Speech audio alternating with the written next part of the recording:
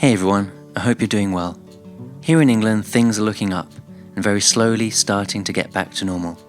Most importantly, weddings are allowed again, albeit with just 15 guests. Still, it's a wonderful feeling. For so long I've been unable to do my job, and having that purpose back to life is something I've looked forward to for quite some time. In the past few weeks I've had 3 weddings, in London, St Albans and Cambridge. I have said before, but for weddings my main cameras are 2 Nikon DSLRs with an 85 and 35mm lens. But I just love my Fuji X-T4 so much, I can't help but bring it along too. It's my 3rd camera and around my neck for much of the day. For my first 3 weddings back, I used the X-T4 and the 35mm f1.4 lens. All of these pictures are with that combination. One of the reasons I chose to take the 35mm lens was that if anything happened to either of my Nikon lenses, the focal length of the Fuji sits between the two, and I think I could fairly happily photograph a wedding with just that one lens. Anyhow, in the quietness of the mornings, it feels ridiculous to use anything but the Fuji.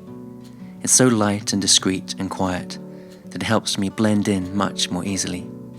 The more I use the Fuji, the less I seem prepared to tolerate the loud click and clacking of the Nikon, especially when a makeup artist is concentrating on something particularly delicate, or there's simply a relaxed mood in the room that you don't want to disturb with Nikon noises. The Fuji simply goes unnoticed, and it's priceless. When you put your eye up to the Nikon, you're hiding yourself behind a big chunk of metal, plastic and glass. With the Fuji you can hold the camera away from your face, more like a mobile phone, framing the scene on the LCD. It doesn't put up the same barrier between you and the subject as an SLR camera. In the morning at weddings, that's especially valuable. One of the most important aspects of photographing the getting ready part of the day is that you get to talk to the bride and get to know each other a little before the day really starts. Again, that's a whole lot easier if you're not constantly composing scenes with a big camera pressed against your face. I do sometimes find it a little harder to match the colors of the Nikon and Fuji cameras. It's not ideal using 2 brands, but I don't mind a little variation. I think I've got used to matching them as much as you need to. I often think it might be best to switch one of my Nikon SLRs for a mirrorless Nikon, such as the Z6 II. I do love those cameras. Of course, the other option is to just use Fujifilm, but I know I'd miss the optical viewfinder of the SLR.